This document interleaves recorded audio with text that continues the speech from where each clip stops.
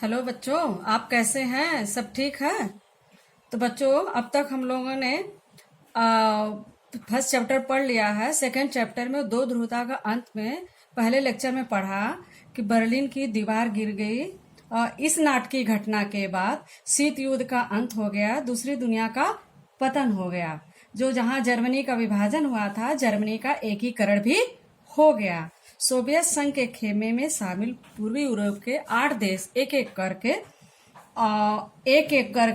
जनता के एक एक करके उन्होंने अपने आप को स्वतंत्र कर लिया। तो शीत युद्ध के अंत के समय सोवियत संघ को यह सब चुपचाप देखना पड़ा।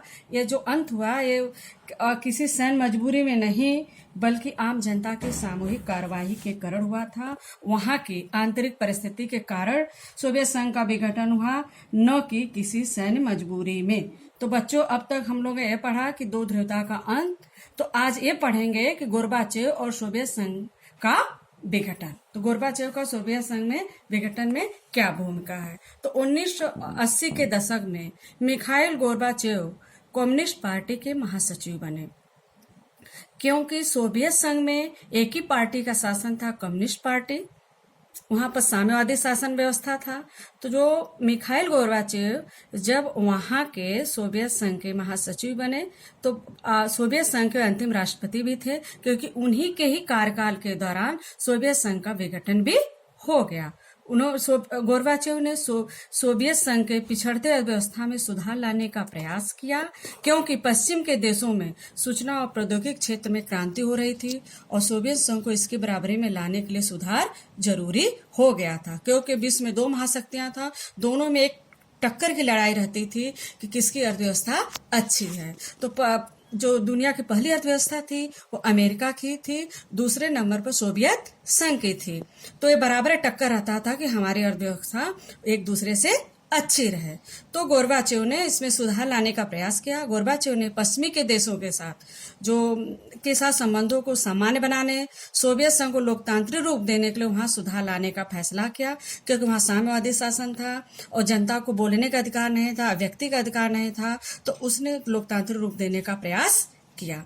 गोर्बाचेव ने देश के अंदर आर्थिक राजनीतिक सुधारों और औद्योगिकरण की नीति चलाई, क्योंकि इसके माध्यम से वो अर्थव्यवस्था में सुधार करना चाहते थे। गोर्बाचेव ने सुधारों की जो नीति अपनाई थी वह ज्यादा समाधान तो नहीं हो पाया, बल्कि सोवियत संघ को डुबो दिया। तो बच्चों, गोर्बाचेव ने अपने समय में दो प्रकार की नीतियां चलाई थी, ग्लासनोस्ट और पेरेस्ट्रोइका। उसके माध्यम से वहां पर सुधार लाना चाहते थे, लेकिन सुधार नहीं हो पाया। फिर 1991 के दिसंबर में एल्त्सिन के नेतृत्व में, जो विपक्ष में थे, और नेतृत्व में सोवियत संघ के 3 बड़े गणराज्य रूस, यूक्रेन और बेलारूस ने सोवियत संघ की समाप्ति की घोषणा कर दी। इस प्रकार सोवियत संघ का विघटन हो गया। तो सोवियत संघ का विघटन हो गया तो बाकायदे सोवियत संघ के विघटन की घोषणा किया गया। सोवियत संघ के विघटन के बाद जो भी राष्ट्र थे, एक स्वतंत्र राष्ट्र बना। और इस चूंकि जो 15 गणराज्य थे सोवियत संघ में, उसमें से रूस एक था जो सोवियत संघ का और उत्तराधिकारी रूस बना। क्योंकि सोवियत संघ था तो उसमें जितने भी अमेरिका के साथ जो विभिन्न देशों के साथ सैन्य संगठन समझौते हुए थे, उस सब अंतर्राष्ट्रीय करार में रूस को ही मिला। और जो सुरक्षा परिषद के जो 5 अस्थायी सदस्य देशों में सोवियत संघ था, उसका भी उत्तराधिकारी रूस ही बना। तो बच्चों, सोवियत संघ का विघटन हो गया और सोवियत संघ के विघटन के समय वहां के राष्ट्रपति थे गोर्बाचेव, जिन्होंने काफी सुधार करने का प्रयास किया कि सोवियत संघ में सुधार हो जाए, अच्छी अर्थव्यवस्था हो जाए, नीतियां अच्छी हो जाए, लेकिन सारा प्रयास निरर्थक रहा। अंत में सोवियत संघ का विघटन हो गया। तो बच्चों, हम देखेंगे कि सोवियत संघ के विघटन के प्रमुख कारण क्या क्या थे। तो सोवियत संघ का विघटन क्यों हुआ? हमारे को सोवियत संघ का विघटन क्यों हुआ, अर्थात सोवियत संघ के विघटन के क्या कारण थे। तो पहला कारण यह है कि राजनीतिक आर्थिक संस्थाओं में कमजोरी।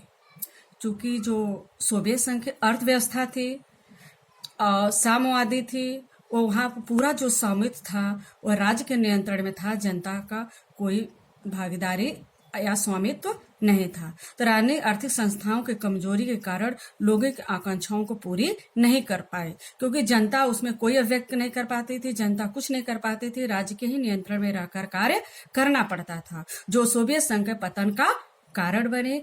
कई सालों तक अर्थव्यवस्था गतिरुद्ध रही, इससे उपभोक्ता वस्तुओं की भी भारी कमी पड़ गई। जनता को ये सालों साल तरह की हमारी अर्थव्यवस्था बहुत अच्छी है, अमेरिका से अच्छी है, सारी चीजें हैं, लेकिन है कि ये सब ऐसा नहीं था।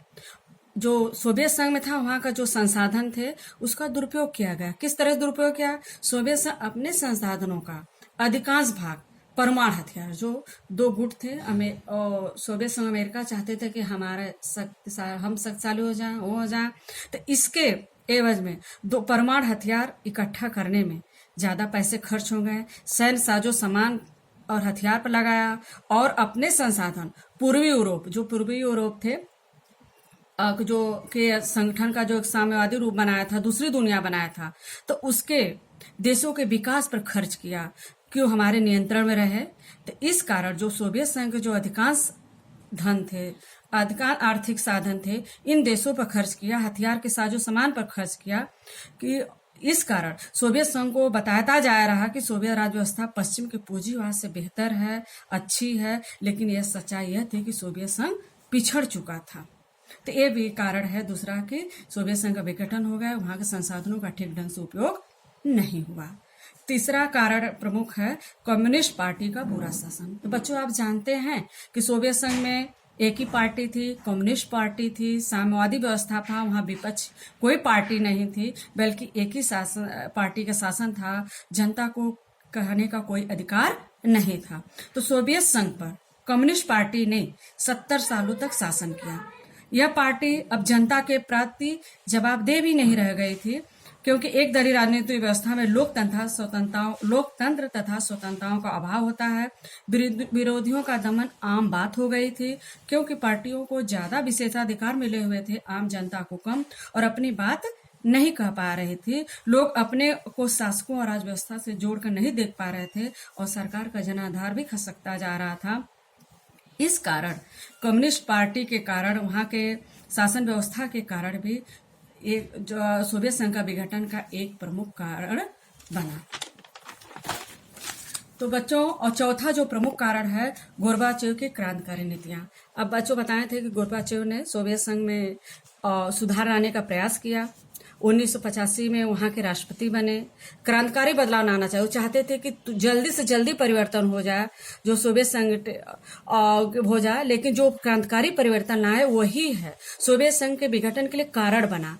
क्योंकि जो इनके दो प्रमुख कार्यक्रम थे, पेरेस्ट्रोइका जिसका अर्थ है पुनर्निर्माण, तथा ग्लासनोस्ट जिसका अर्थ है खुलापन के नाम से जाना जाता है। इन नीतियों का मुख्य उद्देश्य यह था कि राजनीतिक, आर्थिक और प्रशासनिक क्षेत्र में खुलापन लाना था।